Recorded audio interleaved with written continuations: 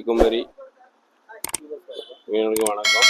கன்னியாகுமரியில் உள்ள மாம்பழங்கள் இமாம் பிரசண்ட், பங்கனாப்பள்ளி, செட்டிவெட்டு, மல்லிகா, களப்பாடி, அப்புறம் இப்போ புதுசாக ஒரு மாம்பழம் வந்துருக்கு அல்போன்சான்னு, அதுவும் கன்னியாகுமரியில் வச்சு இது பண்ணிகிட்ருக்காங்க.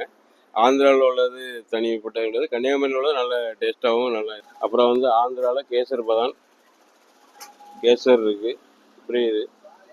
அப்புறம் பழங்கள் ஐட்டங்கள் எல்லாம் வச்சுருக்கோம். ஆப்பிள் இருக்குது, ஆரஞ்சு இருக்குது, மாதுளை இருக்குது.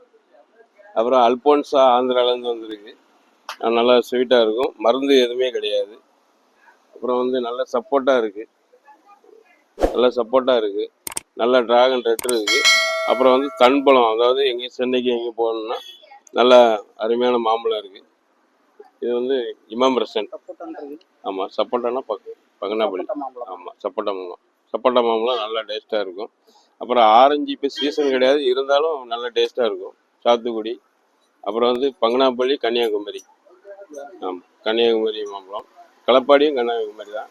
இமாம் பிரசண்ட் கன்னியாகுமரி தான். ஆர்கானிக் பப்பாளி, எந்த உரங்கள் எதுவுமே இல்லாமல் ரசாயன உரம் மட்டும் போட்டு இது பண்ணிருக்கு.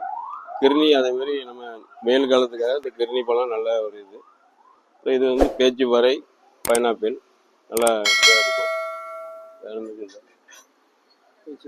பைனாப்பிள்.